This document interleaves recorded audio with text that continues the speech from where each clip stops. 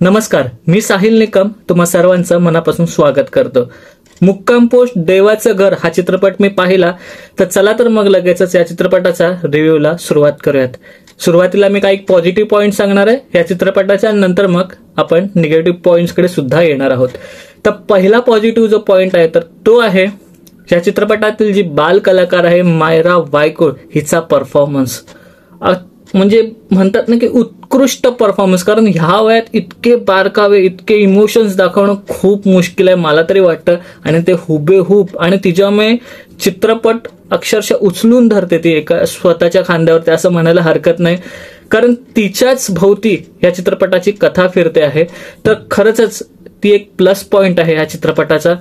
आणि बाकीच्या कलाकारांचे परफॉर्मन्स चांगले झालेले आहेत, जसं सविता मालपेकर यांचा असेल, उषा नाडकर्णी यांचा असेल, प्रथमेश परब याची एक लव्ह स्टोरी दाखवली तर त्याचाही मंगेश देसाई सर आहेत, खूप चांगले परफॉर्मन्स आहेत, परंतु तिचा स्पेशली परफॉर्मन्स हा पॉझिटिव्ह पॉइंट आहे। नंतर जर तुम्ही बघायला गेलात तर ह्या चित्रपटाची जी कहाणी आहे जी कथा आहे ती खूप सिंपल आहे की जी मायरा वायकुळ जी जिजा आहे ती आपल्या आईला विचारते की बाबा कुठे गेले, कारण तिचे बाबा वारलेले असतात, मिलिटरी ऑफिसर असतात। तर ती जेव्हा विचारते तेव्हा ती म्हणते, तिची आई म्हणते की बाबा देवाघरी गेले। तर लहान मुलांना खूप प्रश्न सुचतात ना त्या वयामध्ये, तर त्या प्रश्नाचं उत्तर जाणून घेण्यासाठी ती तिच्या बाबांना लेटर्स लिहिते। तर त्या लेटरमधनं तिला रिप्लाय येतात का, पुढे तिचे बाबा भेटतात का, ह्याच्यासाठी आपल्याला चित्रपट पाहायला लागेल। पण चित्रपटाची जी कथा आहे ती खूप सिंपल जरी असली तरी तिचं सांगण्याचं जे प्रेझेंटेशन आहे ते खूप मला आवडलं, त्याच्यामधले जे ट्विस्ट आहेत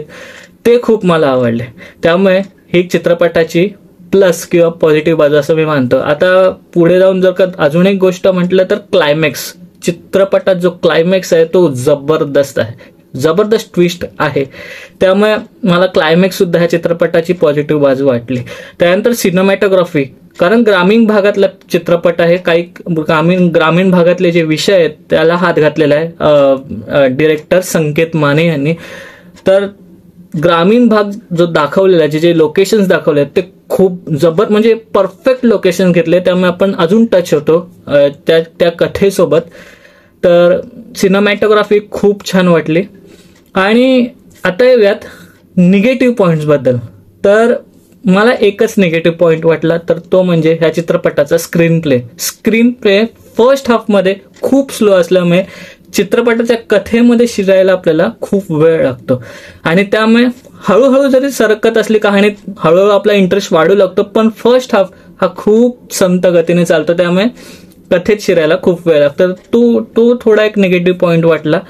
आणि म्युझिक मला काहीच जास्त आवडलं नाही, कारण जसं खारी बिस्किट त्या चित्रपटांमध्ये बाल कलाकारच होते, त्याच्यामधले जे गाणी होती ती आपल्याला लक्षात राहतात। एलिझाबेथ एकादशी असेल तर तशी गाणी एखादी लक्षात राहणारं एखादं गाणं असायला पाहिजे होतं असं मला वाटतं, त्यामुळे म्युझिक अजून चांगलं झालं असतं तर अजून मजा आली असते असं मला वाटतं। तर हे होते काही पॉझिटिव्ह पॉइंट्स आणि निगेटिव्ह पॉइंट्स। चला तर मग आता आपण इथे थांबूया। हा होता मुक्काम पोस्ट देवाचं घर या चित्रपटाचा रिव्ह्यू।